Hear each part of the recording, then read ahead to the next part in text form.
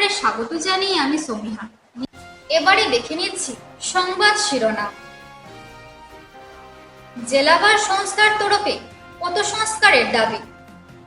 মাদক পাচারকারীদের গুলিতে আহত পুলিশ কর্মী শরীফ হোসেন। রাজদীপ রায়কে মন্ত্রিত্ব প্রধানের দাবি অভিজিৎ পালের।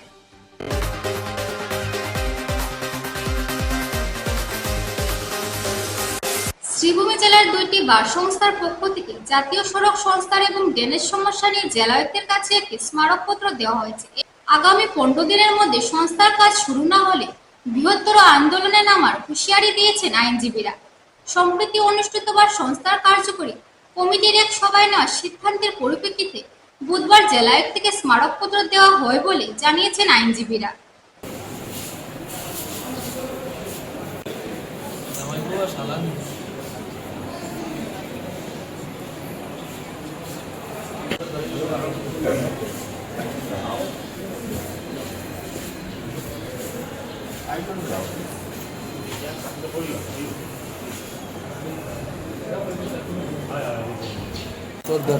যাও না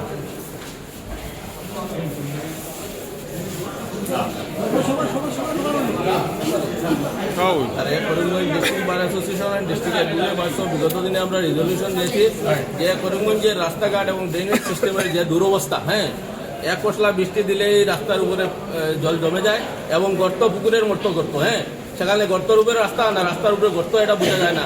অনেক মানুষের অ্যাক্সিডেন্ট হয়েছে, স্কুল গোয়িং স্টুডেন্টরাও টুকটুক উল্টে পাল্টে গিয়েছে, তারপরে বিভিন্ন ধরনের মানুষ চলাফেরা করতে পারছে না। এর জন্য আমরা ডিসিশন নিয়েছি উভয় বারের সদস্যরা এবং আলটিমেটাম একটা দিয়েছি ডিসির কাছে এবং সব সমস্যাগুলা দূর করার জন্য আমরা বলেছি এবং যদি 15 দিনের ভিতরে সমাধান না হয় তাইলে আমরা উকিল সমাজ, উভয় বারের সদস্য এবং সাধারণ পাবলিক নিয়ে রাস্তায় নামতে পারছি। আজকে আমরা ডিস্ট্রিক্ট বার অ্যাসোসিয়েশন শ্রীভূমি এবং অ্যাডভোকেট বার অ্যাসোসিয়েশন শ্রীভূমির পক্ষ থেকে একটা যৌথ রিপ্রেজেন্টেশন আমরা ডেপুটি কমিশনারকে দিয়েছি। তার বিষয়বস্তু হলো করিমগঞ্জের রোড সিস্টেম এবং ড্রেনেজ সিস্টেমের উপর। আপনারা নিশ্চয়ই অবগত আছে যে প্রতিদিন এখানে অ্যাক্সিডেন্টও হচ্ছে, আর রোডের সিস্টেম যে এটা রোড নয়, আসলে এটা গর্তে পরিপূর্ণ হয়ে গেছে। তাই আমরা আজকে বাধ্য হয়ে আমরা এই যৌথ মেমোরেন্ডাম দিয়েছি আর উইথ আলটিমেটাম 15 ডেজ, 15 দিনের মধ্যে যদি এর সুরাহা না হয়, ড্রেনেজ সিস্টেম ক্লিয়ার না হয়, রোড সিস্টেমটা বেটার না হয়, তাহলে আমরা পরবর্তী পদক্ষেপ আমরা নেব।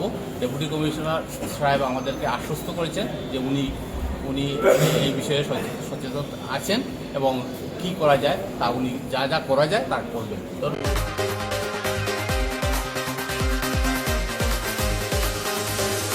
নিয়ে নিচ্ছে একটি বিজ্ঞাপন বিরতি।